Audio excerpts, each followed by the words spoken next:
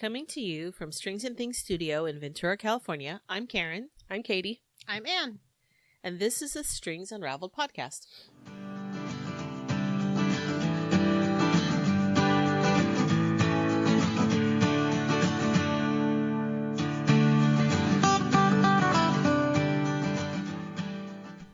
Okay, Happy New Year. Happy New Year.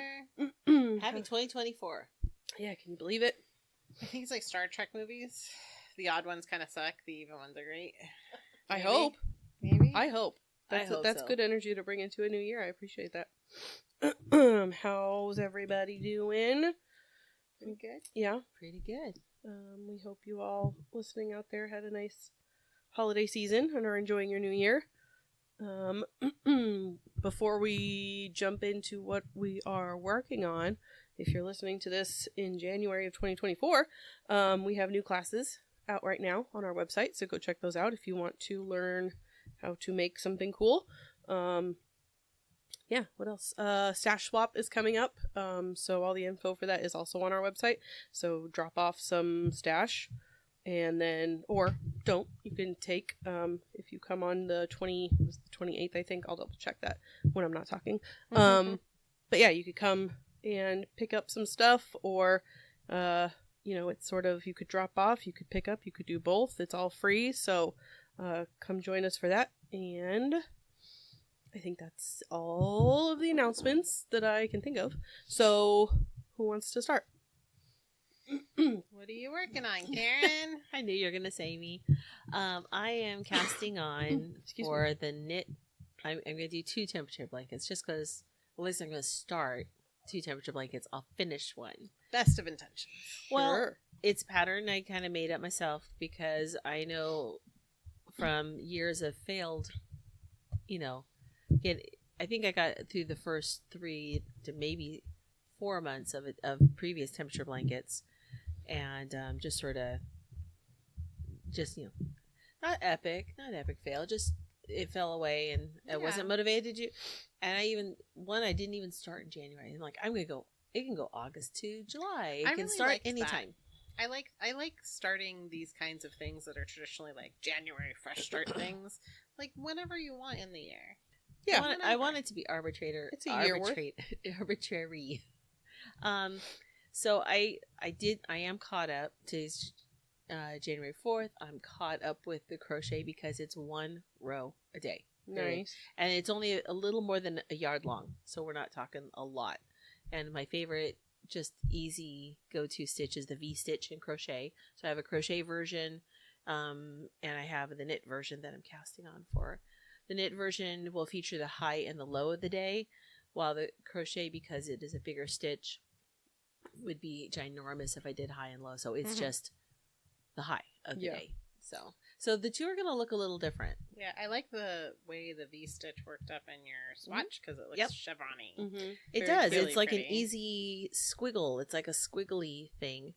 Now I have all these ends because I only, on my swatch, because I just did 1 color per line. But like January 2nd through 4th, the high was in the same range. So I have 3 of the same color. So you can go just in a row and cut the yarn and just start on at the other end. You can start, the V-stitch is reversible. It looks great either way. Do you have like a trusted weather source that you're referring to? So if I'm current for today, if I remember to do it today, I do like wonderground.com. I think I came across that recently. But the history is not as easy to find. So I just go to weather.com because let's say months go by and I haven't picked this up. I wanted this to be simple enough that it wouldn't be such a chore to pick up. You can catch up as much as you feel like it or don't. It's okay. Mm-hmm. But I could go back to a year from a year before now, and I could look up the high and low of every day for like the last, I don't know, since they've been recording weather. In any year, I could find out what the weather was like on the year that I was born. Oh, that would be on the day that I was born. Yeah. That would be a great gift idea. Well, some temperature blankets are not necessarily the year of a chronicle in color of that year. It could be, the birthdays, what was the month like for that family member's birthday? Now, if you have a lot of family, often we have a lot of family members that share the same birth month, just things happen. Then, but Some people favor some holidays. Shh. We're not talking about that this time. And this one is done, rather than one big massive blanket, it's done in 4 blocks. You do a block, and then you're going to pick up and turn along the side, or not. You can choose to sew them up later, or you can join them and go, as you go, and you're going to turn and go in a different direction. So that squiggly line of the crochet is going to move, in different ways. Also, it keeps it from being too big a project by the end of the year. So that is what's currently in my hands. Then I have a couple of other things, but I don't want to dominate time because this was big. So no, tell us what we you're got working time? on. Okay. Yeah, I mean, we have time. Yeah. that's right. Okay, so these colors, by the way, we're the bosses that's of right. our time. So I made this in this temperature blanket's called 360 Days of Color. Did you say you're making it up? I did. I made up the pattern. I Okay. mean, I found some stitch patterns, and I calculated how big they would be so Right. that I it wasn't wasn't sure going if to you were be. using a pattern or Nope. making it up as you I went. kind of made it up. The crochet takes a third less yarn than in this because pattern. it's an open stitch. I'm like, Because it's an that's not open- true. And yeah, In this circumstance. in this circumstance. So I also might be doing crochet so I don't have like as much yarn, but I like you do the slip stitch thing where you have this dominant, it almost has a V look, but it's just a slip stitch and a 1-1 cable. But again, the knit is a 4-row versus a 1-row. So anyway, so that's enough of that temperature blanket. I'm gonna set that aside. Oh, and one thing I do like is to manage my colors and my range, to remind myself what color was that, because I could write in the past years I've written the name down of the color. Oh no. That doesn't help me know what color it is. And so a needle runs through it. Is a shop. They have an Etsy shop, and she makes all these wonderful little tools. And she has this. It's about the size of like a bookmark, and it has little. You can choose if you want the little cutouts to be hearts or circles or different shapes, but you can. I've got 14 colors on here, and I still have slots I haven't filled. I don't have to fill them. But you write on it in Sharpie so it doesn't rinse off, but it comes off with rubbing alcohol. So you can use this again and again. That's very cool. She has some very, very cool tools. It's a little cuter than the 3x5 card I've used in the past. Well, this one's more durable than some of the other things I've used because cardstock tends to not last the whole year. And then I have to copy stuff out again and maybe that's when I lost interest. Oh, okay, hold on. I'm going to grab my other project. I have this shawl that I have gotten so far on me, and I've been working on it for not even 2 weeks, maybe a week and a half. It's called the Artus shawl, and it uses mosaic knitting. Ooh, your colors are so pretty. And I used a kit from Primrose Yarn Co. Cute. And where I let someone else curate the colors. It is really nice sometimes when you have something that has 5 or 6 colors, not to have to curate it. Yeah. You just picked one of her kits? I just picked one of the kits. Nice. And it's got a blanket feel. It is.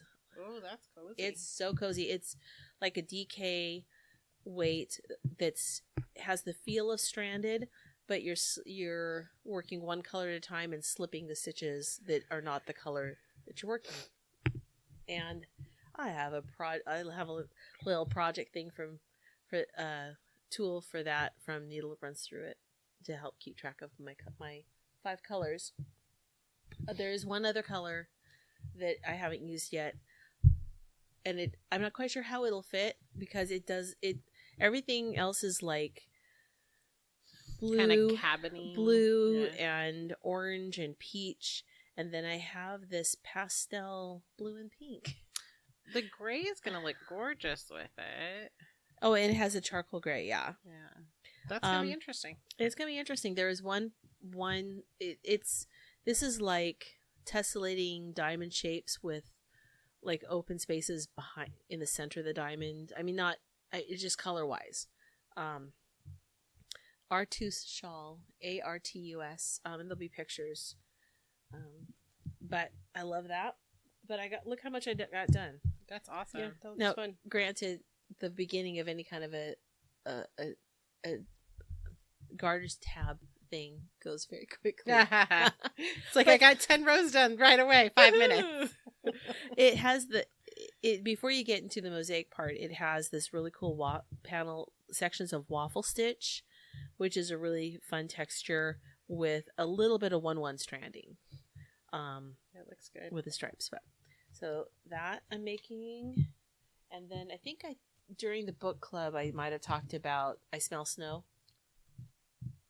Does that sound familiar? Maybe. But Ring our bells. Is that the Gilmore Girls yarn? no, not Gilmore Girls yarn, but definitely a Gilmore Girls related name. Different designer. But this one is crochet, and I wish I could find my great big picture of it, because of course that picture the cover one that takes all the ink, I know I actually copy of it. It's just a really classic. Yeah, I feel like you showed us something for that. This is with this one takes it's double stranded, and I chose it's like 2 strands of fingering, but I chose a fingering and a lace weight, so it might even actually call for that, come to think of it. So it has like the silk mohair. I have that in silver, and I have an undyed fingering called Hawthorne. That's a nice yarn. Mm-hmm. It is a really nice yarn. If you're wondering why mine looks so squiggly, is because I didn't buy the skein of Hawthorne. I'm using up stash of sock planks. I just thought that was part of the texture. My swatch. Let me find my swatch. Some cool tools.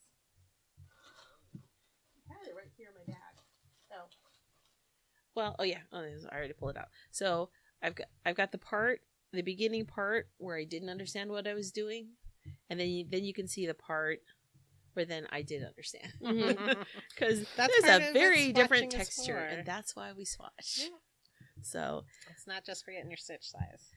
It's just a really classic Aran color, fisherman weight colored creamy sweater, in crochet that has this ribbed look because it's worked from side to side. But I know me in a cream sweater is baking to be spilled upon, so I hedge my bets, and while my main yarn is cream, the halo is like a silver. It'll be color. A shield to protect the fabric. Sure. That's the lies we tell ourselves. Then I have this tool that it doesn't work when you've got 2 yarns being held together. And I should have, when I was walking around on my day trip yesterday, I should have had my project on here. Have you guys seen these? Yeah. Mm-hmm. Yeah, they're really cool. This is from Lemonwood, and it's like 2 pieces of I don't know, how do you describe this thing? Well, it's a disc and like a spire. And you insert the spire in the disc and then put your yarn on the spire. And then you can walk around. It has a handle and a fancy looking carabiner. And then you can put the armband on your wrist and walk around with it. Walk around with your knitting. Yay! Which is what I did do. I did bring my crochet yesterday. Nice. Just didn't get much done. No, it's always best of ambitions when you're out and about sometimes. So those are the 3 projects. Nice. And what are you working on? I am working on still my 3 what is that called? I wrote it down. Oh, is it Magnus? Magnus. Yes. So they all grew a lot. I love the one that is the yarn color's called tartan, and then it's like I love that one, the fuzzy one. Blue. Yeah. And I love that one the most. So I saw myself like diving only into it. So I made myself work on the one I like the least, which is the green and white. Yeah. So, and then I was doing one that's self-striping. And I worked out the challenges that one had. I think I talked about it a little bit during book club of figuring out how the pockets go. And so that the self-striping one is almost through the body. And the green and white is all the way up to the underarms. Nice. And then the blue and tartan will get there too. But that, you know, I got like so much done on a family trip the first weekend in December, and then, you know, December. Yeah. So, so I didn't really touch it past December 10th or something. I think that's when we came back. But I got like almost both of those bodies done on the trip that we were on. That's awesome, because it was great travel. And that's crochet. that's the biggest part of your. It's the most fun of that sweater though, because it's just fun back and forth without being too long of rows, so you get a lot accomplished really swiftly. It's very satisfying.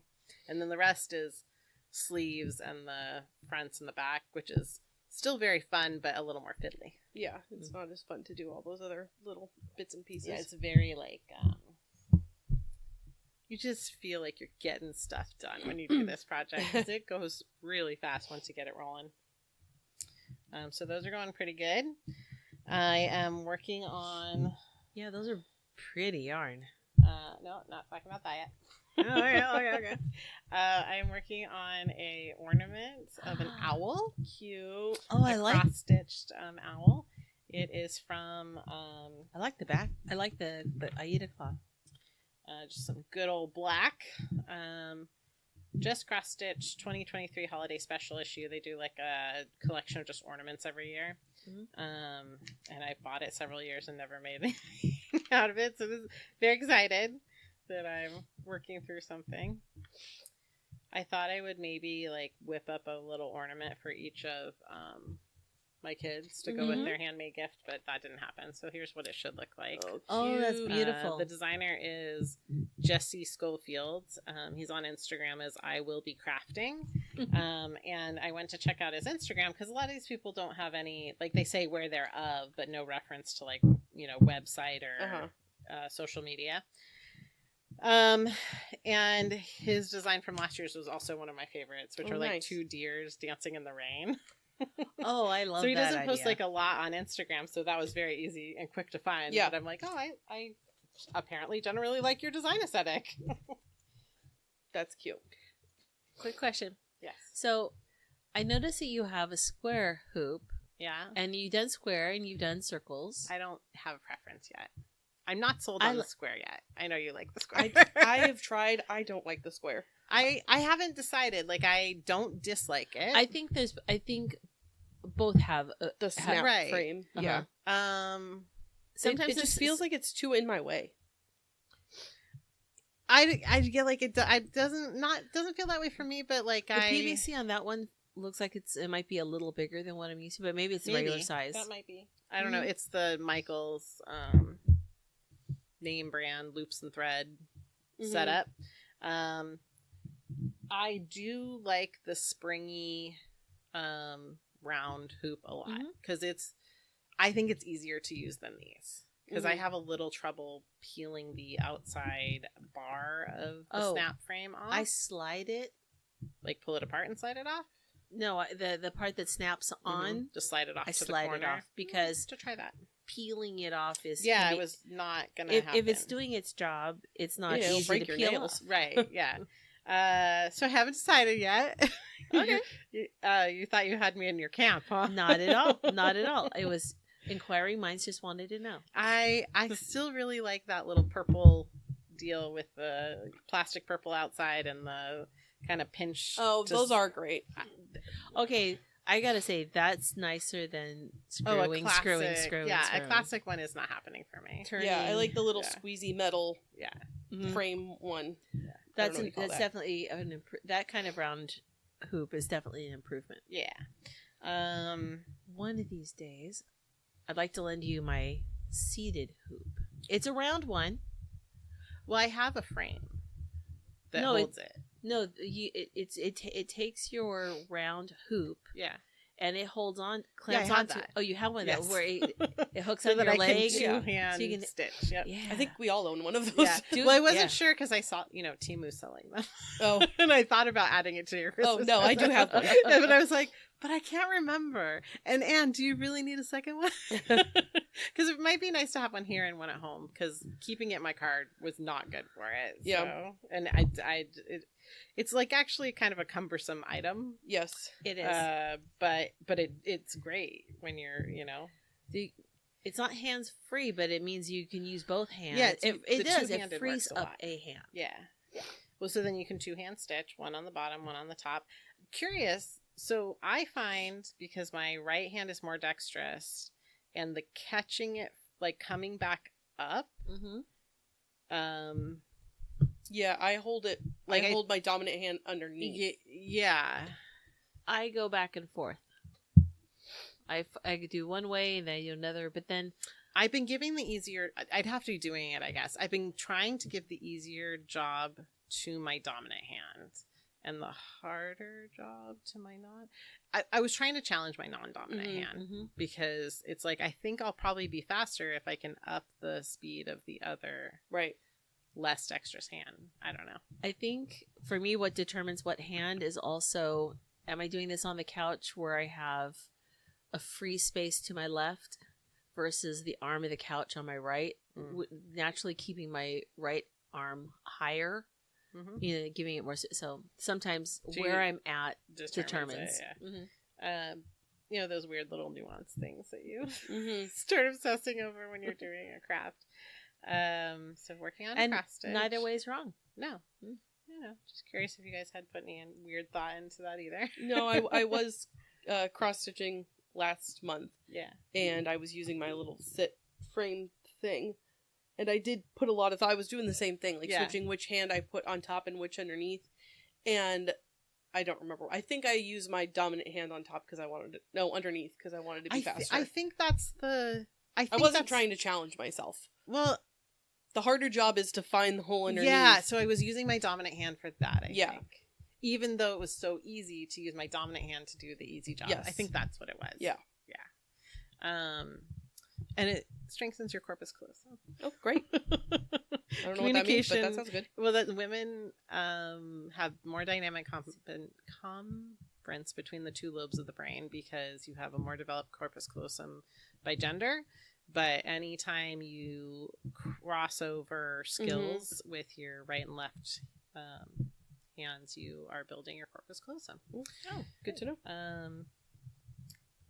And then I'm working on this cute sweater. Yeah, what is this?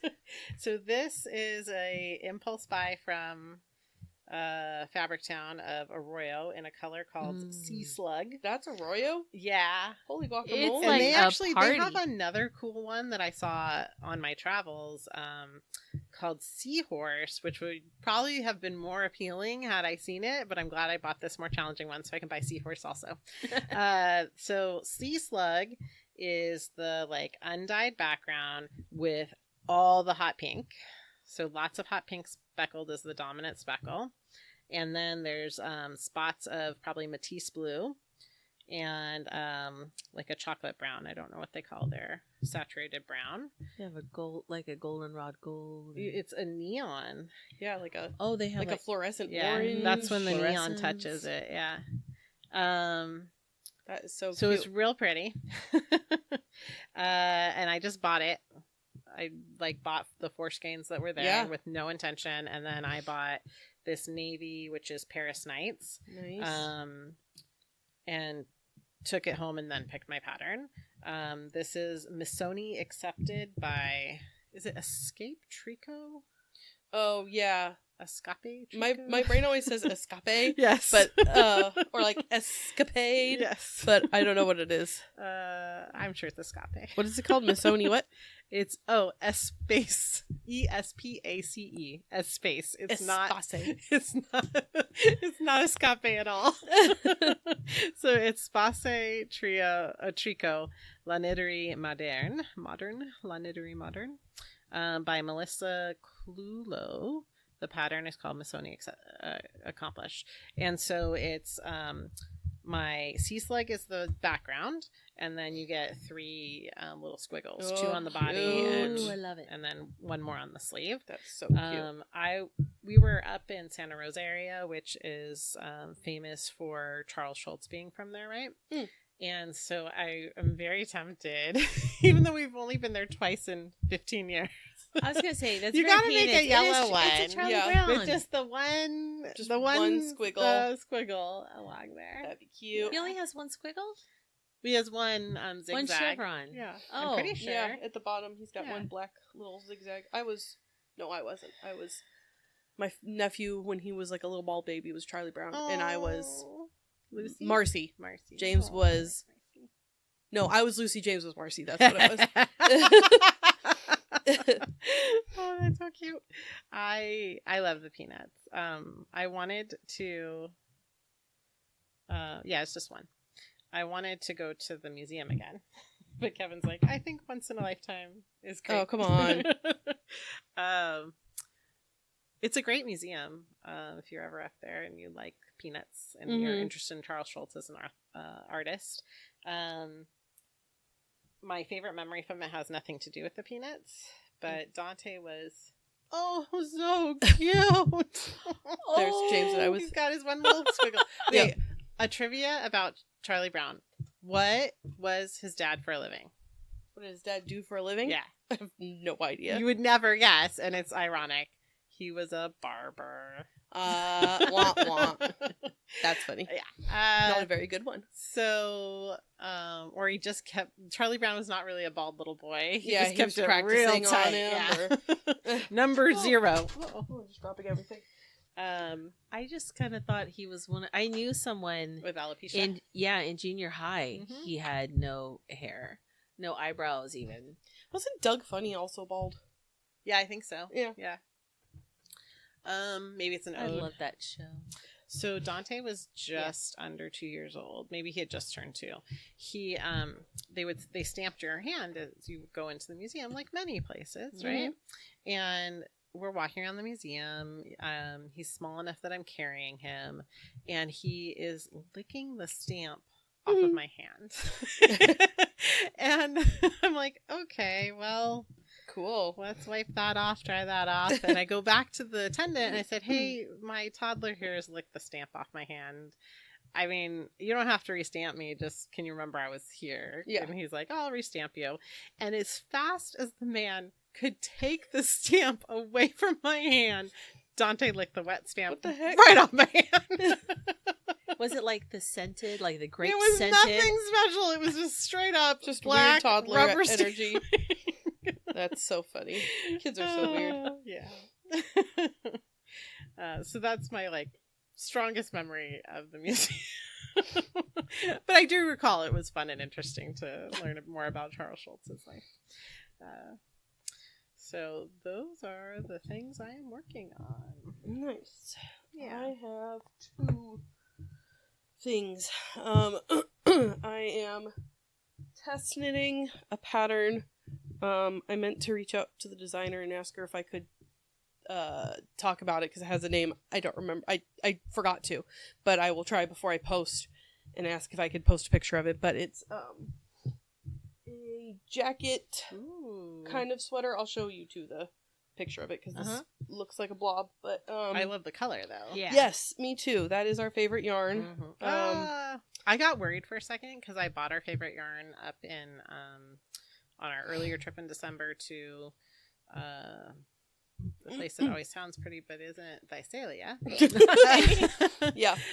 I really wanted to go into Fresno and see Anzula's store, Uh-huh. Oh, that'd be but we were there for a wedding. It was also Kevin's birthday, and I was like, if you take me to Michael's because they have this color I want, I will let go of that.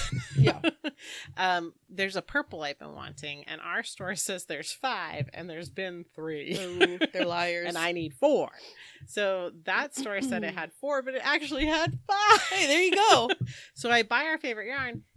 It was $5 each, Oh. but there wasn't a special sale on it. Oh. And I was freaking out. Is this yarn I'm just being gonna have to go clearanced buy again? all of it. Was it being clearanced again, you fools? Yeah. No, it was just an off This thing. is the sweater Ooh, that I am I like test that. knitting.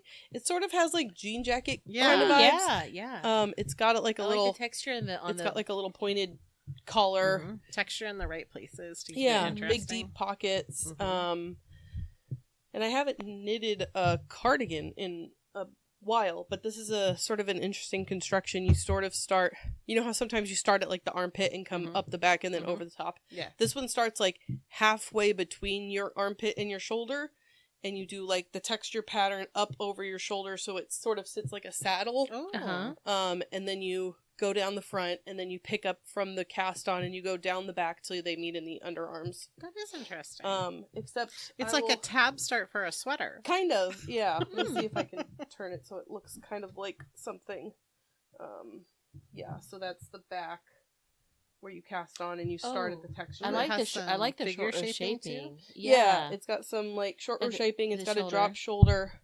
And then can that you is see really cool. where my two different balls were a different dye lot? Yes. Yeah, I know. I'm sorry. I can't see it at home, Oh, but I was knitting in tried to here on find it. Tuesday, and I was like, "What is that?" It's not just the lighting. No, it's Oh. when I bought. If you it's co- hadn't it's- drawn my attention to it, It's subtle color blocking. No, it's not. It's a line. Oh. I bought, I think 5 balls Oh, of this yeah. yarn, and I knew one of them was a different color, like a different dye lot. Yeah. I think I knew that. And when I started it, I could see one of them had like a messed up label, and I was Yeah. like, and for whatever You reason, my oddball you. brain thought that's the oddball one, Oh. and it wasn't, because I was like, I'll save that for last. So I started with the oddball. I knitted the whole thing, and I was stuck at home with COVID last week, so I did a lot of knitting. So I did most of this at home last week. Wow. Wow. And then I think I cast on like Christmas Eve. I knit through the whole first ball. I started the second ball, and then I tried to find that line at home. I can't see it. Like I can only see it here. So I was like, well, I'll just Don't wear the wear that sweater in here, yeah. natural light, I guess. Exactly.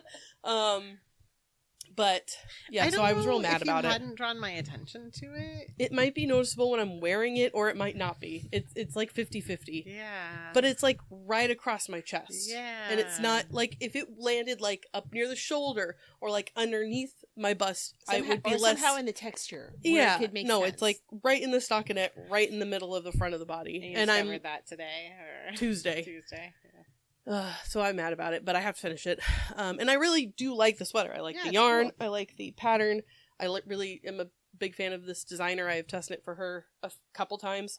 So I'll finish it, but I'm mad about it. So I took that as an opportunity to start a different sweater that I am doing as our knitted sweater for this class session, called Lando Cakes, like Lando Lakes, but it's Oh, called is Lando that what- Cakes. Is that what's right over there in Yes. the rounds? So this is the what do you call it? Fair Isle yoke, Mhm. but it's got some texture in the yoke. It's not just knit, it's like a knit purl kind of pattern. It's got corrugated. Bohus? Bohus. Bohuslan. It's a Swedish thing. What is? Where there's pearls in where them. there's Oh, pearls. oh, oh. Yeah. It's got corrugated ribbing at the bottom, the fronts and That's stuff, and adorable. it's steeked. Yay, So- speaking.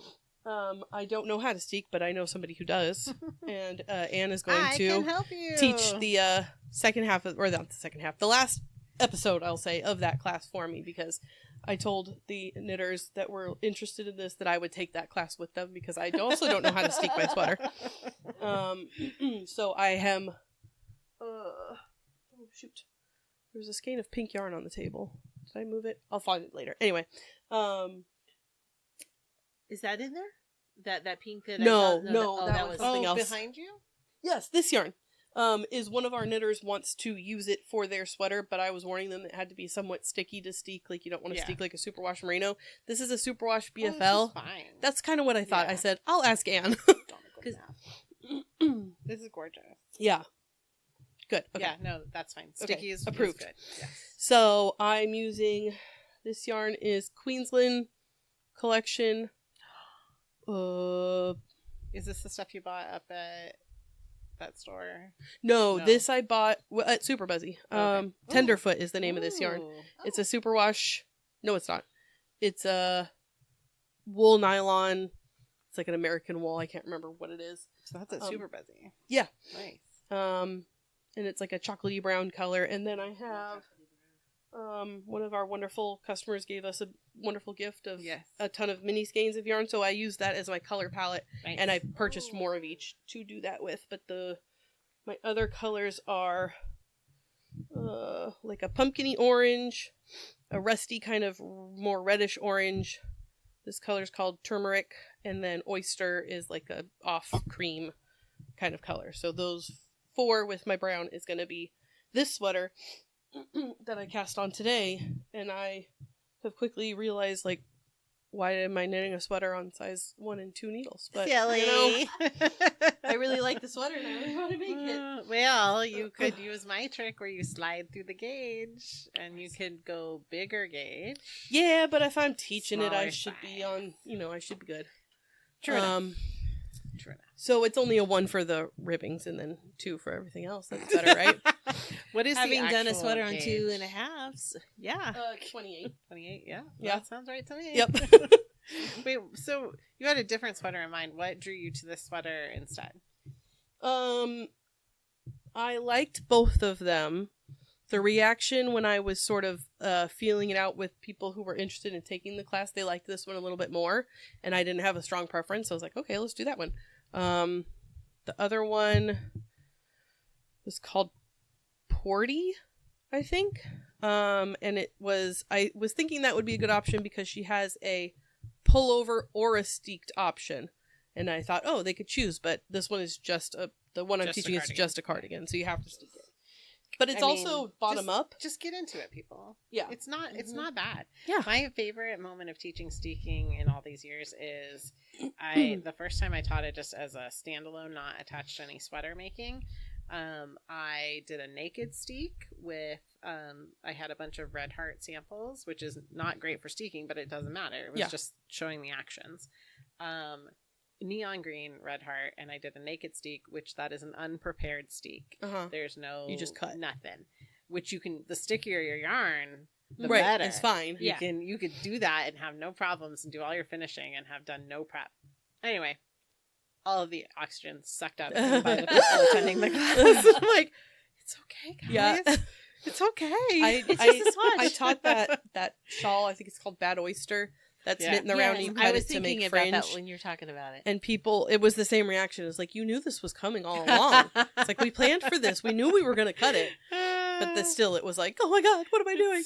It's so cute. Yeah. Little children. But I understand. This is going to be a whole lot of freaking work. And I will be mad if it doesn't work. This is like skydiving and knitting. You know you're in the plane. You know you're going to jump. But until it comes time to actually lean out of that window, you don't know what it's going to be like. Have you ever done a needle felted steek? No, but that would be great. Because I looked up the pattern. I haven't told you about this, but the pattern doesn't have anything specific. It doesn't say it just says steek in your favorite way. Well, there's several ways. Yeah. I don't know. We'll see how that works. Yeah, interesting. I'll have to look that up and include it as a choice. Yeah, I don't know. I haven't. I wonder if that is tried in my Alice Starmore book. Because she's got a couple different techniques of steeking. Yeah, it'd be fun to see what happens. Yeah. I know 3 ways to prepare. I've only steeked I'm interested in the 4th. A Color at Work sweater once, and it was unsuccessful. And I don't know what I did wrong. But it was like a kid size, so it wasn't... I fixed it. No tears. But things were unraveling that shouldn't have been, and I don't know what I did wrong. So, we'll find out. Yep. And those are the 2... Yeah. From what I understand, you really do need a wool for steeking. It was Encore. But as opposed to an acrylic, you don't. Can you steek with acrylic, or you can cut anything down the columns? But you're gonna be more successful with less sticky fibers if you do a sewing machine, right? To prep it, because that is the sewing across it is going to catch all of the fibers. Yep. I think I did a crocheted steek for which is my and I've done preferred, but I don't know. I guess you would weigh the yarn and how how it behaves, how much you trust it against the outcome. The way you're gonna steek it. So, the other yarn I'm using, the 4 colors is Knit Picks palette. I forgot to mention. And I ordered more of each color because these little mini skeins are not going to be enough. But how much more do you need of each color? I bought one full-size ball of each. Yeah. I think it's like 200-ish yards for each. And they're such a good deal. Yeah, I think I spent $18 on Knit Picks to buy that. That is kind of all I am working on. I am in a knitting mood lately. Good. Because I haven't been necessarily in a while. Like, I was enjoying crochet and other things, but I haven't really knit a whole lot. Been crocheting like a lot. Yeah, it comes in I waves. Got new needle stoppers at Super Buzzy that were little mugs. Yeah. Oh. And I never used them once in December. Yeah. Because I've been crocheting so much. Mm-hmm. Yeah, I don't know. It comes in waves, and usually knitting is like baseline. Like, I'm always doing that, but like, oh, I'm into crocheting right now.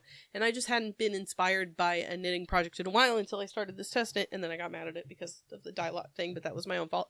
But yeah, I'm enjoying both of these projects so far, and I just started this one today. Oh, I was gonna say it's knit bottom up. That was another reason why I chose it, because it's a different kind of construction that we haven't done in a minute. Right, so we do a lot of top down. Yeah. I just finished this great book on creativity, which I know is more in our book club genre. But what you just said reminded me of something from it. It returned because my time was up on it today. Oh, your library. The Creative Act by Rick Rubin. I really want to read that because I've heard really good things about it, and he's a genius. Yeah, well, I love The Artist's Way is very engaging. Mm-hmm. This was not as engaging at first. It felt like he was doing a lot of maybe over talking and buzz phrases, but I wanted to give it a second chance, so I borrowed it again.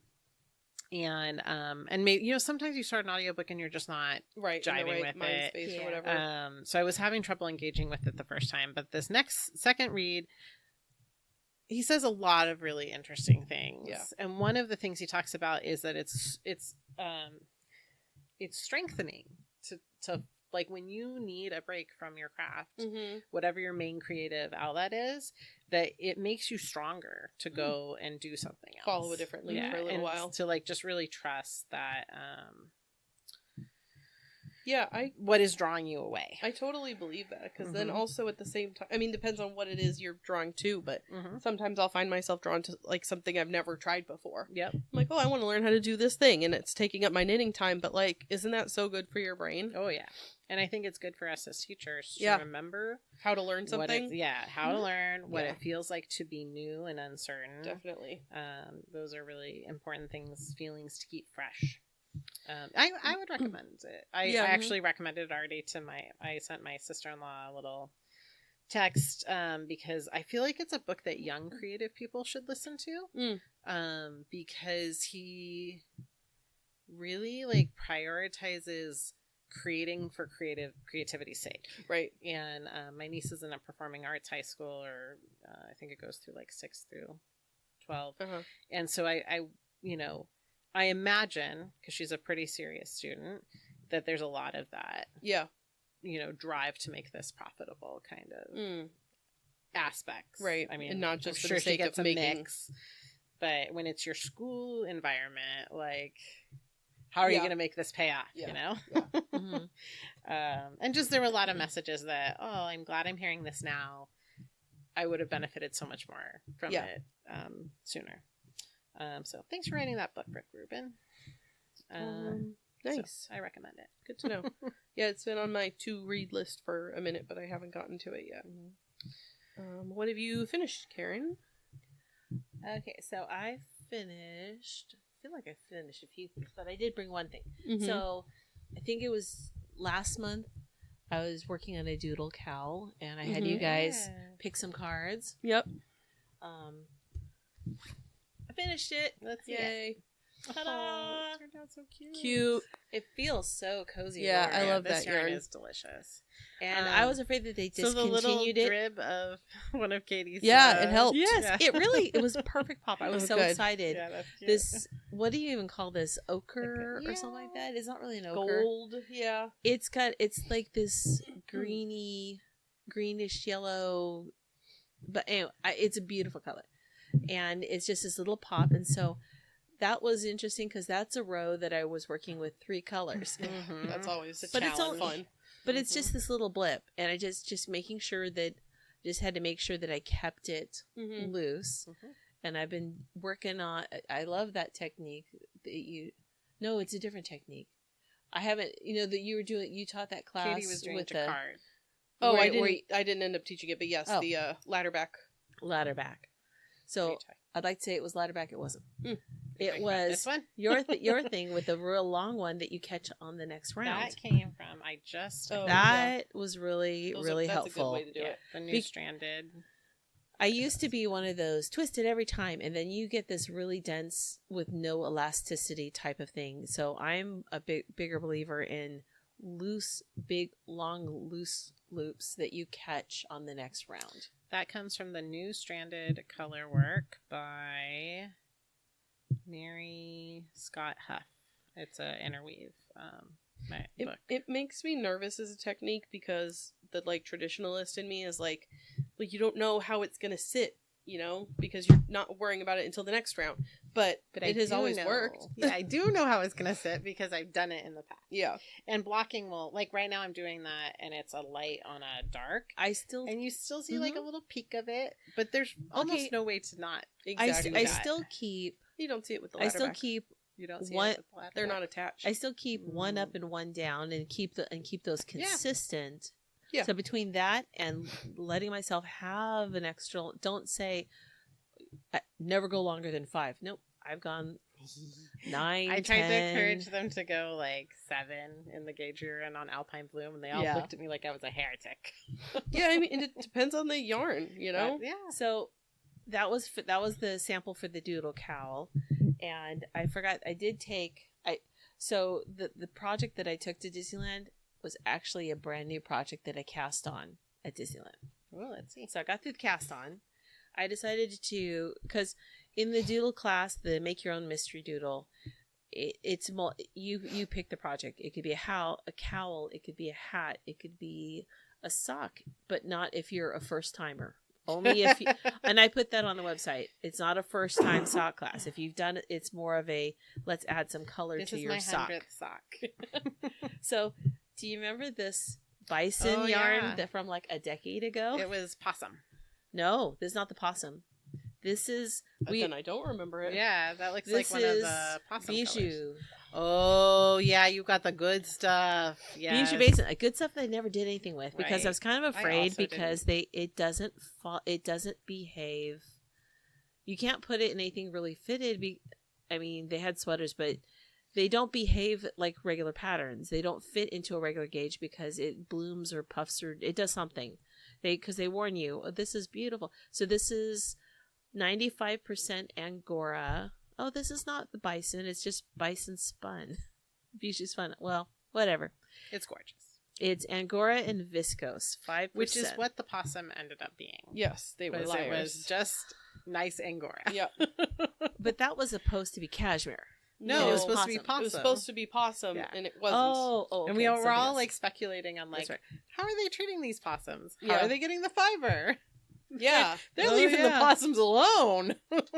It's So- like the Cashmerino debacle. Yeah, right? Tell me about that Oh, later. that's from so long ago. It was a long time ago okay. where it was like, is Cashmerino have any cashmere in it? Yeah. And some Cascade, competing yarn yeah. company. Cascade tested sued it. them. Yeah. It was a whole thing. Oh. Well, I got through some of the ribbing. And so it's supposed to be it's supposed to be DK weight. Neither of these are DK weight. I'm using up stash. I had stash of Stroll tweed in a Dawn Heather, but with some of the Donegal into it. And it's just going to be a 2-color doodle hat. Cute. Gray and... Mm-hmm. And I like I said, I'm holding them double. This red is like a red black Yeah, it's very pretty. tonal. I don't even know what it's called. It's like a heather. It's red with black it's gorgeous. current, like a black currant. But anyway, so that is going to be a doodle hat. It'll be a class project because I've got I've got a cowl. She has some basic the Pacific Knit Co. has some basic patterns and they even have the doodles there, but the point of the class is to be more random with the playing cards. Yeah, to embrace gameplay. So, That's something exactly. Lethal Knits has done some different things game with. knitting, yeah. So, Anything else you finished, or is that finished. I feel like no, I started a bunch of stuff. yeah? I understand. It's the new year. It's time for fresh starts. Yeah, I mean, other don't than, worry about all those things I you started last year. I finished No. presents is what I finished. Again, Rick Rubin says, try everything. I finished presents and I finished all my class project stuff. There you go. Not at the last minute pulling late nighters. We're Which, gonna for we're me, gonna is talk good. about the things that we made for each other in our Patreon episode. So if you want to know what we just gave each other as Christmas gifts that we made, you can tune into that to learn what it is. Yep. What'd you finish, Anne? I did all right for a busy time of the year. Mm-hmm. The first thing I'd like to share with you that I finished was a request from my son, my middle son. He went to a information meeting about something he's interested in, Mm-hmm. and they gave him a really cool pen that's like, you need to go to that information meeting again next year so you can get me this pen. Okay. It's like one of those like Gotta multi-tool love a pens, good pen. but it's like sometimes you pick those up, where you unscrew it and it's Yeah. it has everything you need. And the body of the pen is a ruler and stuff like that. Can I pause you really Mhm. a quick second to talk about pens? Yes. Have I would you- love to talk about pens. I got an Instagram reel that was like, this is the pen that broke stationary Instagram last year, and everybody needs this pen. Okay. And I was like, want to know okay. about it. So I went on Amazon and I bought it. It's a Uniball 1P, and it's a gel pen, and it's like, it says, the guy in the video, I don't know, I mean, he did it on purpose, said it had a short, girthy body. But it's like this little chubby short pen, and it said it has, I don't know, it's supposed to be the best pen. All right, you so I tell me ordered all one on about- Amazon. well, It got delivered today. I just typed Uniball, and Yeah. Uniball 1P came up 1P. as first thing. I'll report back. Okay, It got I delivered want to today. know all about it. Okay. Uniball, I think, is a very good pen brand. Mm-hmm. They generally write very smoothly. Their gel pens are, I think, very good quality. Mm-hmm. However, I don't think they're the smoothest No. gel pens out there. We'll find out. Yeah. I do like their pens. My one complaint is that it comes in 0.38 or 0.5. I And I'm like 0.5. I'm like a 1.0. I want a nice bold line. Oh. I write big and I Yeah. want I yeah. 0.5 is my favorite. Okay. 0.38, that's actually too thin. It's like a needle. Yeah, and like I fax I am information. learning so much right now. I was at Target today and I thought I I was was like office. I had- I'm not enough of a nerd for this. I had I like am so time to kill and envious. I was in the pen aisle at Target and I was walking up to the pen aisle at the same time this other girl was walking up and we wanted to like go to the same spot and I was like, oh sorry, and she goes, sorry, I just really need to look at the pens really quick, I'm obsessed with pens. And I was like, girl, same. Yeah. And I just did a quick What are you scan. here for? I was seeing if they had those pens at Target. 'Cause This I was is like oh, the this is beginning fun. of a Meet Uniball. Cute movie. Yeah. Yeah. Tell us about your new friend, Katie. She grabbed whatever pen she Sure. wanted and ran, so I was like, okay, you knew what you were looking for. I was here to browse. So, I'm concerned about the shortness of the tip, like the shortness of the body.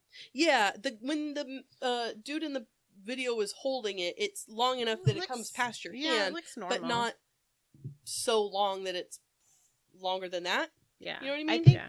I think it looks like it's a good length, but it's such a chubby. And it's got pen this little clip it that like feels. it's got a hinge. Yeah, I see that. So you can Wait, clip wait. it onto anything. Show me. You can like bend the clip. I'm looking for the It like picture. has like a little spring, Yeah, so you can open it like up stick and it on your notebook. Oh, that's or- cool. Yeah. I like. That's nice because Mhm. sometimes you want it to go on a little thicker stack, Mhm. and I end up breaking those. Well, I'm very excited to hear. Yeah, about your sorry. friend. I interrupted you. No, it's okay. My other son, with his Christmas money, treated himself to like some fancy fountain pens. Ooh. And those came in yesterday, and he was so cute. Because obsessed with pens and everything about the aesthetic, Yes. the feel of them, the Mhm. weight of them. Yep. He brought it. I had already done this, and he hadn't noticed that I had already like tested the Yeah. click on and off of the cap. So he brought it in. He took it away and played with them and put the ink in. And then he brought it back in to me. He's like, "Mom, Try look it." at this." And he did the on and off, and it's an audible click. And he's like, "Here, you can try it. Oh my god, thank you so much. Did you fess up that you'd already tried it? Yeah, of course. Yeah, because I'm like, was he amazed at how good you were at with it? Like, well, I just wanted him to know that his like act of generosity was very normal to me. Yeah. You're like, I would also want to share this with somebody. Yes, because I also enjoyed that feeling of the thing I already snuck doing. Okay, so I made Dante. He also got like a carabiner and a little lanyard wristband thing, and he wanted to put it all together with his house key. And so he has all these. He showed me these pens, and he's like, "Mom, I needed to fit 8 pens, like 2 of this style pen, which is I think a Uniball 207, Okay. is his current favorite pen, and 2 highlighters, and 2 mechanical pencils, and 2 regular pencils." And did you watched the movie while you were sleeping, right? I don't think I have. Long time ago. That's Bill Pullman and Sandra Bullock and Mm-hmm. Peter Gallagher, right? He's the one with the sounds right. eyebrows. The one with the eyebrows. I mean, they're very distinct. And so I'll just spoil this.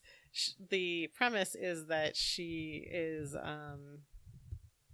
just works in like a subway as a ticket taker or something. And Peter Gallagher's character has an accident on the platform one day, and she goes to save him, and she waits with him until the emergency crew comes, and she's had a crush on him forever, but they don't know each other in any other way. So she wants to make sure he's okay, and she ends up lying to get on the ambulance that she's his fiance or something. And so they let her ride with him and go to the hospital, and then the family shows up. And she keeps this lie going because the family's wonderful and she's alone.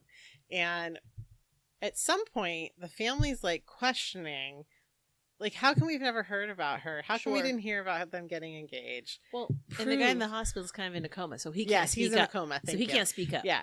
Prove it that you know him intimately. And she had overheard some business friends coming to visit him in the elevator talking about like, oh, you don't feel guilty about that basketball incident? Well, he shouldn't have had a pencil in his pocket. And the secret is that he has one testy. And so that's how she likes what you get from playing basketball with a pencil in your pocket. So now I'm like, word to the wise. Preach to my sons. What are you doing with sharpened pencils in your pocket? I want grandchildren. Get that pencil out. So I purposefully did not make this pencil case long enough to fit. Because sharpened pencils are like standard length pencils are a lot longer. Yeah. Than what if he's wearing it when he's sitting down? The torso is. I don't care. He won't be wearing it only sitting down. So I made him this bespoke pencil case. Oh, that's cool. There's a million ways to make a box bag. And I was trying to get it like perfectly proportioned to fit these exact things. Yeah. And so that's how the first attempt went. It's a pile of I was gonna lining say, what is that? outing, and the first time I tried to box it, and I picked up a fat quarter of, I think it looks like it's Robert Kaufman. You came into supervising and you were like, I need to make a pencil pouch in this exact color, and I was like, okay. I remember this now. I think it's the Robert Kaufman flannel or something. Yeah, I like think it was a twill. It might have been a mystery. Well, it's great. It's nice fabric. It's a little heavier than a conventional cotton. Yeah. And I put red lining inside. Oh, sorry. That's a video of me. And he wants to be in the Air Force, so it's blue and silver. And I make it for him, and the little turd's like, well, usually it's a lighter color blue. Okay. And he's like, it's not long enough to fit the pencil. You're such a snot. Like, I know. Look, after it will fit once you've sharpened it down. Yeah, no, I don't want him carrying sharpened pencils, Karen. They never stay sharp long. So it has 2 zipper pull tabs at either end, and he hooked his little carabiner to it. And he's like, look, Mom, because the whole point is so that he keeps his house key handy. This is a giant house keychain. Yeah. It's like when you go to the gas Yes, station yeah. when you need the bathroom key. Yep. So I showed him, he had it at the closed end of the zipper tab. Mhm. And I was like, look, if you put it to the where the zipper ends, then you can stick your key and the carabiner in and close it all up, and it's all compacted. Yeah, He's like, locked in there. Then he was impressed. I showed him that trick, and then he was He impressed. wasn't impressed before, but now he is. Yeah. So the first boxing didn't go good. The second boxing went fine. And there's plenty of fabric in the fat quarter and my stash lining. Just try again. Yeah. I had to save the zipper. The zipper was the one thing of value in the first go. Zippers are worth saving, yeah. Okay, so that's one thing I finished. I finished I think it's my first ever cross stitch project, 100% finished all the way through finishing.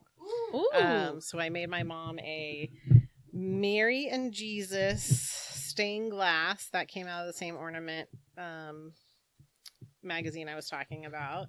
I blocked it. Nice. And very cute. edged it with some gold trim. Mhm. And Beautiful. it took 20 hours to make that thing. Oh. Easily. Because I think I worked on it 3 or 4 nights, 5-ish hours each time. You think a little cross stitch isn't going to take long, and it takes freaking forever. It always takes longer But than you it's think. so fun, though. Yeah. Every little stitch that worked, every time you've got your little cross completed, it's a little dopamine hit. There's not a lot that I like to do that's repetitive over and over and over like that, but for whatever reason, cross stitch just scratches that itch in a very satisfying way. Mhm. I was telling my oldest son that I'm like, I just want you to know, Alexander, that every stitch is a dopamine boost. He's like, yeah, do you remember that time I was obsessed with cross stitch? And then I remembered when he was 12, he was cross stitching on everything. It's like, yeah, where's that book? It's a really cute little book of mini 8-bit things. Cute. And that's gone forever. Then I finished my family Christmas presents, which Nice. are our handmade gift exchange, and I made my mom's birthday present. She's January 3rd, so I had to hurry up and do it. But they're the same things I gave you guys, so tune into so our if you Patreon wanna know what if it you wanna hear. And then Katie heard this crazy plan. I did. Yeah, I'll tell you more about it Oh. to ring your bell of which crazy plan. So I feel like I have a memory of telling you were crazy, but I Yeah. don't remember why. yeah, it was very reasonable behavior, actually. So I bought a whole bunch of fabric on sale at Michael's last year. Last year they tried out doing these 1-yard pre-cuts. Must not have gone good because oh no. Oh, it's in my text messages. Okay. I'm like, I know I have a picture of this. These Christmas and Halloween fabrics, 1-yard cuts, they went to extremely nice discount. And so I suppose they decided not to do that again this year because they did not do that again. But what they did with those prints is they turned them into their wrapping paper prints. Oh, yeah. And so I had enough of one fabric to make a dress. And then I bought 3 rolls of the wrapping paper, thinking I was going to have wrapping paper forever. But unfortunately, this year's presents were large box things. So when we were unwrapping our presents, I was like, guys, I still have to wrap Grandma's presents. So unwrap carefully. I need that paper. Which just was not precious paper. It was just you got to commit to the bit. So here's the dress that I made. Oh, it does match perfectly. Yes. Oh my gosh. That's so cute. It's almost Dr. Seussian. Very Christmas. Yeah, it's a very, very whimsical yeah. print. It's Christmas trees and squiggles and the color palettes red and pink and But the sky dress blue and she's navy. wearing matches the paper. Yeah, so that's why I was so bummed that Michael's fully sold out of Christmas wrapping paper this year. So I'm hoping that they reuse those prints again. I mean, get your money's worth, Michaels. Get your money's worth. That's adorable. Because I've got this dress now. And it's cute. Well, I mean, you could wear it apart from the wrapping paper, The dress but it is cute, more fun. But it's more fun if I walk in with all your presents wrapped in matching paper. Yep. So those are the things that I finished Nice. this December. Where am I going to start? So my husband is skinny and gets cold very easily. and I was at home, and it was like a cold night, and I was wearing a sweater that I had knit. It was one of my leftovers, like scrappy sock yarn sweaters, and he like gave me a hug or something. He was like, "This sweater is very soft." Aww. And I was like, "Thank you." And he goes, and he was like touching it. He was like, "I really like that sweater." And I just thought he was being like so nice. And I was like, "Oh, thank you." And then I like took it off because I wasn't cold anymore. And I went to the bathroom. I came back. He was wearing it. And I was like, "Oh, I thought you were just giving me a compliment. You were eyeing it that you wanted that sweater." He was like, "You "It just look looked warm." cozy." Yeah. And I was like, "Okay, well, I haven't knitted James a sweater since we started dating. So I was like, I should make James a sweater." Like a sweater? 'Cause you I've made him sweater vests vests and stuff, but no, I don't think I've made him a proper sweater since way back when. Wow. You risked the boyfriend sweater. Yeah, we've curse. been married for 11 Good years, job. so I think, Good job. we survived that. Time will tell. So I mean, God forbid anything happened, but you heard it here first, let me knock on guys. fake wood. So I busted out my knitting machine and I made James a pullover. I have a picture of it right here. It is a plain machine knit gray. This is Lion Brand Heartland, which is a nice soft. Yes, I love Heartland. I was like being the tricky. cozy wear everyday sweater. Yeah, I was being And he tricky, probably and I has brought worn home it a every skein of day. it, and I was like making, I don't know, something stupid with it. I was crocheting a little thing, whatever. And I was like, "What do you think of this yarn?" And he was like, "Oh, this is really soft." And I was like, "Yeah, you like it, right?" He goes, "Yeah, that's nice." But he's like totally oblivious. Yeah. So I was like, "Okay, approved. I'll use Yep. that yarn." Yep. So I made the sweater on the machine. I'll see if I can track down the name of the pattern that I used. It was like a hand knit pattern that I changed. Adapted. And it is a raglan, real basic, like the most basic pullover you can think of. And he has worn it every single night since I made it for him. And it's like, I made it a little bigger because he wanted it to be like, well, he didn't know that it would be like a cozy sweatshirt. So it took me a day to make the pieces on the machine. And then I manipulated the knit stitches into purl for ribbing, but I did it off of the machine. So that takes some handwork to do. Yep. So it took a day to make the pieces, a day to do the finishing. So in 2 days I had a sweater. That's amazing. And the yarn was $20. So I was like, this is very fast and efficient. Nice. And so I'm sitting at home and I hand knit the ribbing around the collar. So I'm knitting, he's sitting next to me. He's totally oblivious. Yep. And I bind off, I weave in my ends, and I was like, "Are you cold?" And he was like, "Yeah, a little bit." And I was like, "Here you go, here's a sweater." And he was like, "What?" He was like, "You were knitting that the whole time I was sitting here?" And I was like, yes, I was.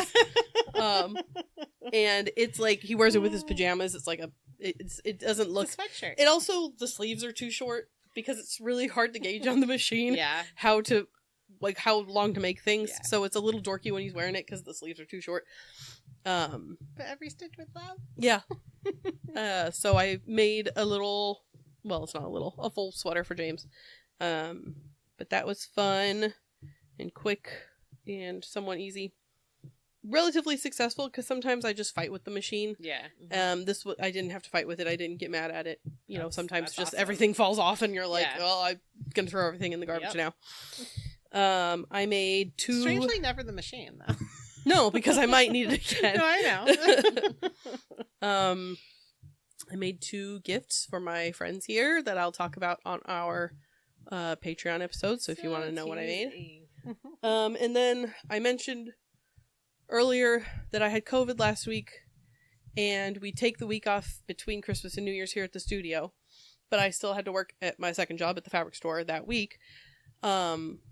Except I didn't because I couldn't leave my house. So I had a whole week where I didn't have anything to do, which is, not really a problem when you're a knitter or crocheter or sewer because there's always things to do. Yep. I am not as introverted as everybody else, so I do enjoy a little social interaction. I do enjoy leaving my house every once in a while. So I was a little stir crazy by the end of the week. I was really excited that I tested negative so I could go out of my house. And there was about a day and a half that really kicked my butt and I felt absolutely terrible. But other than that, I had about 6 or 7 days where I had lots of time. So I did a lot of sewing. Nice. Which I was glad that I had packed up my sewing stuff from home and brought it. I think when I went on my trip to Independence, I brought it with me. And then for whatever reason, I left it at the studio. So my sewing machine wasn't at home. It was here. And the day after Christmas, I was in town for something else. And I was like, oh, I'll take my sewing machine home, which I was glad I did because then the next day I had COVID and I was stuck at home. So I made a bunch of just stuff. Mostly, well, I think they were all bags. I had bought a couple of cute Japanese prints, just fat eighths from Super Buzzy one day that I was just digging around the fat eighth bin and I was like, oh, this is a cute fabric and it's just a small little piece. Yeah. Mm-hmm. But I had enough to make some little bags. So this is the Devon pouch from Oh, that's cute. Svetlana Sotak is the designer. He's got these little yellow background with these cute little deers and like cupcakes and ice cream cones. Oh dear. He's very cute. So I made that. It's like a little double zipper pouch. I like the lining. Yeah, with some pink or purple polka dots. And then I made, what else? This is a different fat eighth. These cute little doggies. Oh. These like little dogs with little like ukuleles or guitars in like a field of tulips. Like the Japanese prints are so cute. Like that's the cutest fabric I've ever seen. You want to go live in that world? This is the boxy tulle pouch pattern by Svetlana Sotak as well. Nice. And then I made another one of those with these little monkeys wearing these little boxers. They're boxing. So they're like monkeys. little monkeys wearing these little blue polka dot shorts. I think With he's on his way bananas. to the kitchen to make banana bread because those bananas are brown. Yes, with brown bananas. But that was another one of those fat eights that I was like, well, I'm going to take that home with me. That's so cute. So What good patterns to use for these? 'Cause Yes. you just need a touch. Yeah, you just need a little bit. This one was pushing it with the amount of fabric you needed because there's like an extra piece for the pocket and whatever. Mhm. So the Devon pouch was pushing it with the fat eighth, but the boxy tulle pouch, which is the pattern that I made for the other two, are both designed for the medium size to use a fat eighth. So Nice. those were fun. This is my current pencil pen pouch. What's your favorite pen in there? The tool is that Oh, what I it like is? Tool. I like those. Yeah. This is the Yeah. medium needlepoint, not the Yeah. regular ones, the needlepoint ones. Yes. Those gel rollers are so smooth. Yes, that. See, that's better. Those are better than Uniball. Well, we'll Yeah. find out when I go home and I get my Amazon package and see what it is. I also have a friction pen in here, and this is my favorite pencil. Oh, it's so cute. This is in the child section, and it is a mechanical pencil that I got at Target. It is the size lead is 1.3. Wow. So like, look Oh. at how thick the lead is. that is, It's huge. that is, but it's- well, it's like a sharpened pencil. Though. Yeah. It's not that crazy. The Oh, it's a triangle. yeah, it's grip. like for kids to learn how to hold their pencil right, but Yeah. it's just a nice comfy pencil yeah, to it's use. a cute pencil. So he lives in there too. So I made those pouches, and then I made a bunch of patterns from Center Street Quilts, which is my other favorite Mhm. pattern. So I made a couple Hollander bag? Is that her Holland. thing? Yeah. Okay. Holland pouch. I made a bunch of these to sell at the boutique, and I've made dozens of these That at this one's point. So cute. It's all quilted. Yeah, it's a quilted pattern, so you quilt it anyway, but I had this Ah. fat quarter of like this kind of hexy print that was like a vintage, like 30s, 40s kind of print. I picked this one random fat quarter at Creation Station. Is that the one in Buellton? Oh yeah. And I just had one fat quarter of it, so I turned it into a little pouch, and yeah, I quilted the heck out of this one with these cute little triangles. My husband made me sad because we were coming back from our New Year's trip and got off the freeway to get gas there, and I'm like, it's not 10 o'clock at night. No, It's but just it's right there. I think I just made one Holland pouch, but I made 3 Hemingway pouches. Oh, I don't know the Hemingway pouch. You know, This when I little had COVID, Oh, yeah. when I had COVID, I did not have this energy. I Well, made was one a a day. dumbass and I worked remotely. Yeah, that So, was dumb. if I have the Rona again, I'm taking sick that days. Hemingway pouch was Yeah. cool. So this is the one I made that fits my I iPad. did see you take your iPad out of that. I was like, what is this thing? Yes, it's a very cool pattern, and it's got like a diagonal zipper, and the way that she does that is so tricky and smart. So go to her Instagram page because she's got videos for all of these, and you'll get spoiled on how it works. But the first one is like a tealy blue with the little pink hearts. It's Adorable. the same fabric Like that, I yeah, used I think it looked in like Anne's Christmas present that I made her. And then I made one with this. That butterfly fabric is very cool. Isn't it cute? This is a Ruby Star I think Flowerland is the collection. I originally made this one for my iPad, but it was too big. I lengthened the pattern because I didn't think it was going to be big enough, and then it was like too long. So I made the medium in the pattern, which is what it fits perfectly. Book pouch. Yes, it would be perfect for a book. Yeah. I think that's the idea. Mm-hmm. And then this is the small size, and I made this one first because I had scraps of fabric from a different project. I like how they go together. Yeah, this is scraps from this bag, which I've shown before. Yeah. That's the Sunny Side Up pouch. Mm-hmm. These are all Center Street Quilts patterns. And then the one I made this week of that one is my dice bag. I hear dice in there. Has a lot of dice. This is like the perfect dice bag because you unzip it and it lays out in a little tray and you have access to all, like I'll unzip it here and hopefully they don't all spill all over the floor. But then you have access to all of your dice in one lovely little spot and you can spread them out. Look at those beautiful dice. I want this one. I know, right? And then when it's time to go home, you just zip it back up and it's like all ready to go. But I like that you can like spread them out and see everything. This D20 is gorgeous.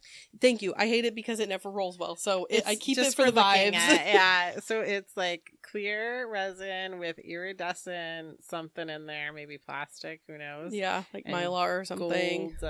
Gold numbering. Yep. It's beautiful. So Good when dice. it's time for going home, you just zip it up and then they all live in their little pouch and it's great for that. So Mirabella, she bought it for herself and for her brother's stocking. A 100, a D100. Mhm. Yeah, but it's just like for- the round one. Yes. Yeah. It has sides, but it Yeah. is essentially. Yeah. A I was gonna golf say ball. I have lots of D100s, but they're not like Not that. with you. But look at this little zipper pull. Yeah, the lightning bolts. What It's is so it? Isn't that cute? Oh, cute. It's a Sally Tomato. They make them. I use their zipper by the yard, and they had these cute little zipper. She has a lightning bolt lot of zippers. really cute I thought that is super things. And fuzzy. I like her. Did you see recently she had a sale on zippers? It was it was like the rainbow iridescent rainbow zipper, but then the backgrounds were the side fabric was different on each. I did not see that, but I'm glad I didn't. Yeah. I think those are all of the things that I made. That's pretty productive. Lots of little pouches and zipper pouches just for fun. Yep. And I like your quilted Holland pouch the best. yeah, it is Yeah. pretty cute, huh? And then the butterfly is the second. Yeah, the butterfly is a good one. They're all really cute though. Thank you. I had to get really creative because I had fabric at home, but like a lot of these things use like interfacing and different Yeah. things, foam interfacing. And I think I talked about before the like naked foam interfacing that I bought 5 yards of. Yeah. And I was like, this stuff sucks. Yep. So I had to get really creative on how to use that and in ways that it was easier to do. But Yeah. I didn't have any other choice because everybody in had. my house had COVID. So none of us could leave. You were all down. I ran into your mom at the grocery store, and I said, "How was Katie?" She's like, it was not good." No. But then the next day you were feeling better, so. Yeah, it was like one day I felt absolutely terrible. I think I slept like 12 hours overnight. And then I took like a 4-hour nap that day. And then the next day I woke up and I was like remarkably feeling a whole lot better. And I feel fine now. I'm just like tired all the time. Yeah. That fatigue does take a while to. I remember that from the for it to first pass, time I yeah. had it too. It was just sleepy. 10 months. Like sometime, because we had it in January, sometime in October, it was like, all right, I'm ready to face the world. No. That's me. I'm always like a little chronically tired anyway. Yeah. I don't respect sleep the way you do. Yeah, I don't normally sleep 12 hours. Usually I get at least 8. Yeah. I cannot even imagine that. I had kids and I'm not as good at sleeping as I used to be, but I had kids and I never had 8 hours after that ever. well, I- there's one thing I I'm can tell very you. comfortable on 6. And Yeah. Kevin has, like if I really need an 8-hour nap sleep, I could get it Mhm. in recent history. I can't make my body get past 5.5. That's But like some people are wired differently. He might just not need it. I used to, and I feel like I need it. I just can't turn the squirrels off in my brain. Yeah. But yeah, it depends on the day. Some days, yeah, you just sit there and your brain really does never want to stop thinking. This is a silly thing. It almost feels cliche, but like I've noticed and taken measures the last year that it is really tied to my caffeine intake. If I like, there's a emotional, I can't go to sleep and let go of the day. But once I've like decided it's bedtime, if I can't stop it, and when I've reflected on it, it's caffeine. Yeah. So I've been a lot more conscientious. I don't usually do caffeine in the evening because I know that's why it's like, this is almost cliche to like say that. It could be like as late as 5 o'clock. Yeah, 5. And I don't go to bed till like midnight. Yeah. And I still will not be able to drop into sleep until like 1:30. Yeah. I feel like I could go lay down on that couch and go to sleep for a full 8 hours right about now. Yeah. And I just finished my coffee, so it's a lie that I'm trying to make myself stay up with this coffee, but oh well. Your body wants what your body wants. Exactly. Sometimes the caffeine just doesn't cut it. Nope. All right. Well, what are we excited about this month? Anybody have an obsession? Karen? I actually have an obsession. Right off the cuff. I rarely do, but I've been thinking about this. I've been listening to a podcast called Mumbai Crime, and every season is a crime, and it's set, of course, in Mumbai, and it's totally like a radio play. Ooh, I like every things. chapter. There's different voices. There's sound effects. You know, they have the Foley team with with stuff happening. There's always a twist. It's so good. And sometimes like different seasons will have recurring characters. Mm-hmm. So you'll touch on there's the inspector, the woman inspector who gets no respect because she's a woman inspector with a bunch of male inspectors, but also her father was an inspector before, and he died under disgraceful circumstances, which may or may not have been as clean a police officer as she remembers. Aww. or maybe he was and something else happened. No, he was praying. So I'm not saying. But I worked my way right up to season 7. Wow. Nice. But so you can listen to it on Spotify, on Apple, wherever you get your podcast. So Mumbai Crime. Nice. And it is, hold on. I had to grab my phone, but it's still plugged from far away. It's written by Ayesha Menon, with the voices of Nadir Khan and John Scott Dryden. I guess that's the team. There's a writer, director, producer. Sometimes I love that there's when we think of the person who does the autopsies and all that, the woman who does that for this, she does it out of her apartment. Okay. And I'm like, where's the sentence going? Because that's pretty like a commonplace thing for me to think about. Her apartment, and then when she's done, she just makes dinner in the kitchen. It's like it's a different place. It's not America. Like in her apartment though. That just it sounds like it's at her apartment because one of the characters who's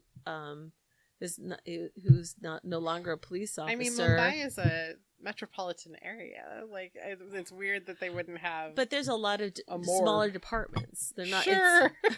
Anyway. Well, that's interesting to me. Yeah. And then but there's a lot of great voices and acting. Cool. Yeah. Nice. Super good. Thanks for Mumbai sharing Crime. that. That's the thing I cannot stop listening to. Nice. Ian? I am finding myself after Christmas obsessed with advent calendars. Like, I've always been interested in advent calendars. I don't like decorating for Christmas very much or for any holidays, but I think advent calendars are the most fun. Yeah, they are. Like, very we fun. always make sure that our kids have their chocolate advent calendars, and then she chose a dumb one this year. In the past, it's always been Lego advent calendars. Yeah, but Dante's kind of outgrown that, and then so Kevin started letting Marabella choose whatever. She bought like a fidget puzzle one, only to find out that it was like basically the same puzzle every day. Oh, not as like fun. Basically solved the same way in different shapes, and there were plastic ones and wood ones. The wood ones are nice, and the plastic ones were kind of janky. But I'm gonna cross stitch a Cute advent calendar this year. My mother-in-law has one, so I don't know if I shared this thought with you guys yet.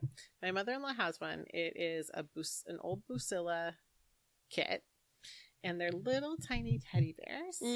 And They are in their numbered pouches, and then it's so the teddy bears are cross-stitched on Aida cloth, and then the tree is plastic canvas in like a textured stitch, I think.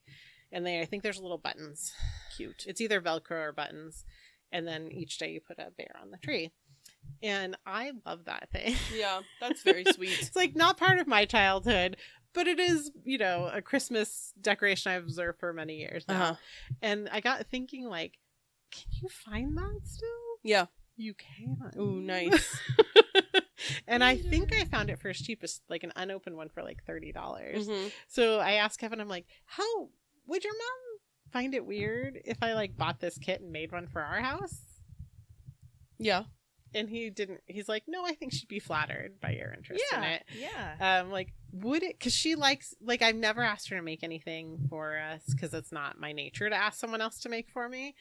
But some people would like that. Some people like being asked. I do not. I do not like being asked.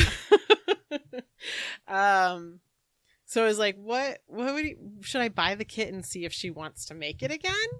Yeah. No. I mean, no, because I wouldn't. Yeah. Don't you want to make it? I want the calendar. Yeah.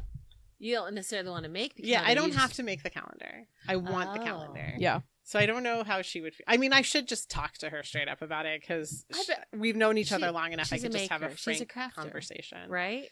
Mostly. Not the way we are, but yes, she is she knits, she crochets. Cross stitch was her main focus when the kids were growing up. Would you, if you received it and it wasn't what you expected, is there a certain level of craftsmanship you would like to receive it from? Oh, she's a very good craftswoman. Yeah. Oh, well, then it's a win-win. Yeah, but I don't know. Like, I don't think I would like that. But I would not like it if someone bought a kit of something I had made in the past and said, would you make this for me? So don't tell her that you've got the kit. Just broach the subject and say, right. What do you think about this? Would this be something? By the way, I just happen to have this kit. Yeah. Oh, you love it? Here you go.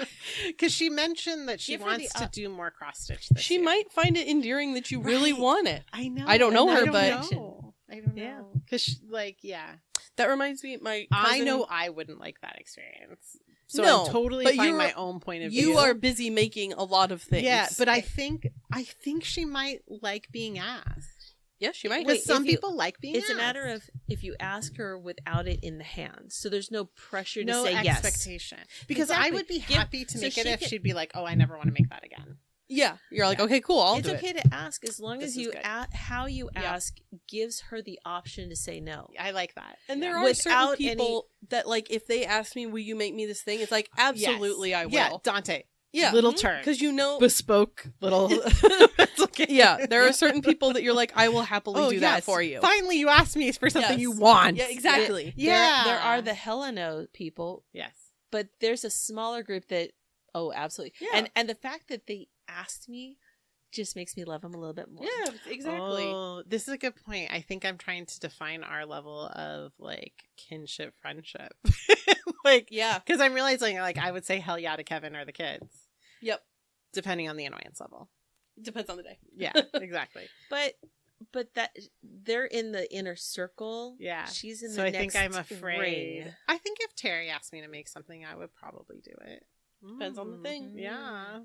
My cousin is a vintage collector, and she has this vintage crewel embroidery, pretty big needlepoint project, and it says Merry Christmas, and she puts it up every year, and every year I'm like, I'm gonna freaking steal that thing. I want it so bad. But I found you can get the kit for it. This is the picture of it. I can't turn my computer around very well. Hers is slightly different than this, but every year she puts it up. I'm like, I want that thing. Well, I will have to show you guys the. And it's so cute, and I want it. Okay, well, how much is the kit? Because sometimes the kits. I have thought about buying it, and then I was like, no. Well, this is just the pattern, but I have found the kit before on like eBay. I can't remember what it cost, but it's so cute. Look, just for the price of the pattern, you could have it in your back pocket.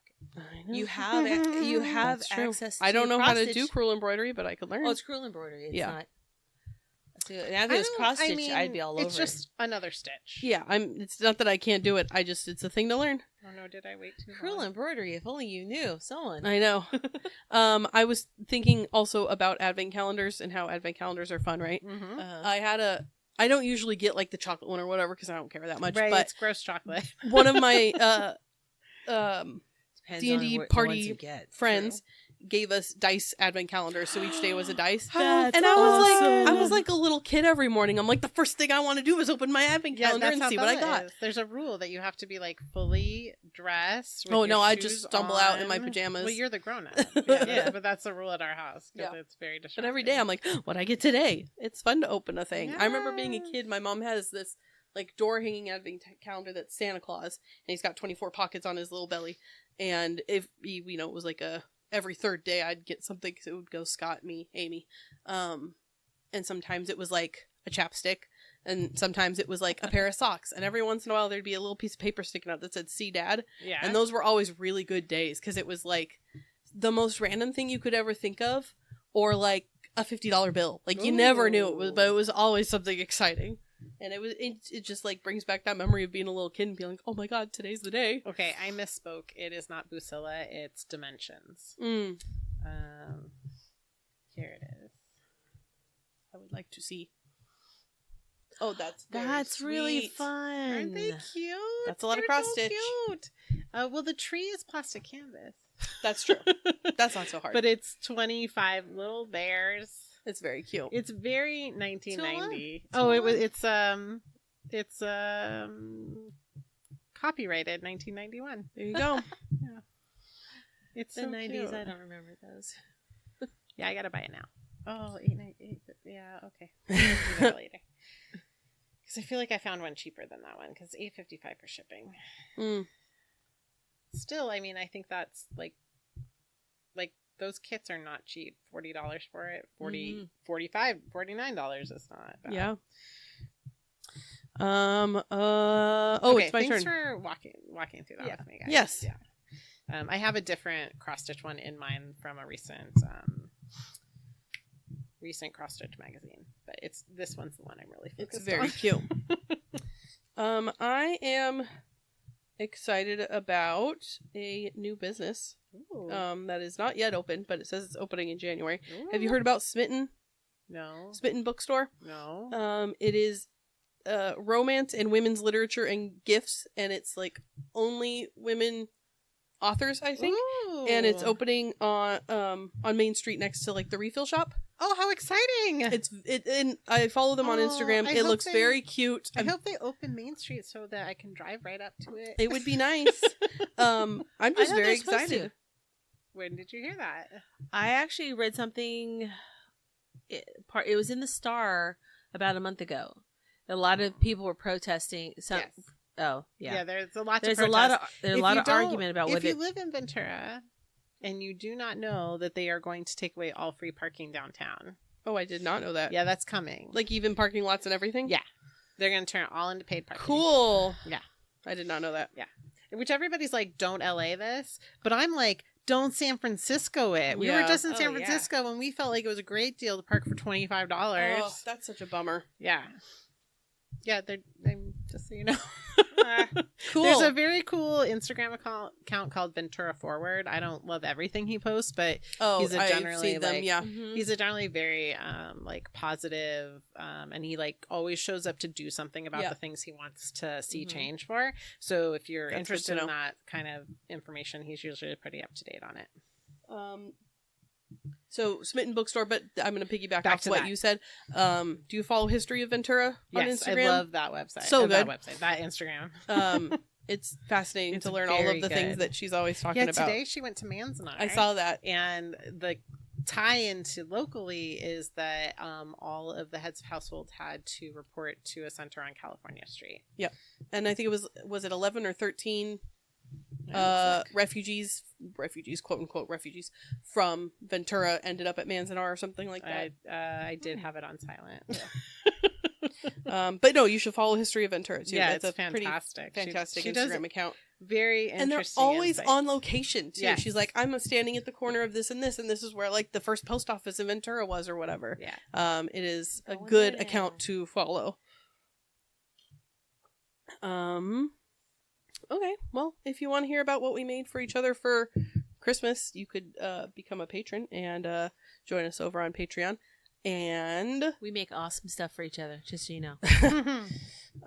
Make sure you check out our new class schedule because we've got fun stuff up on there. And what else? Stash swap. I said I would look up the dates of it, and then I promptly forgot to do that. So give me 2 seconds while I look that up. 14. They called them evacuees, which is also disgusting. Yeah. Like they had a choice. Yeah, exactly. Yeah, so we've got the stash swap coming up. It is going to be January 27th and 28th. So if you want to drop any stash that you no longer want or can use off at the studio between now and then, we will intake everything you guys donate, sort it, and then on the 27th and 28th, you are welcome to come and quote-unquote shop. It's all free, obviously. Pick out whatever you want, take something home. You're welcome to donate and not come shop. You're welcome to shop and you didn't even have to donate anything. Yep. So we would just like to see you. And then everything that is left over gets donated to a charity afterwards. So, but the more of that stuff you take, the less stuff we have to put in our car to find a charity to bring it to. So that would also be great. Yes. But we will talk to you guys next month, and I think that is all of the things I had to say. Yes. All right. Goodbye, everybody. Bye. Bye.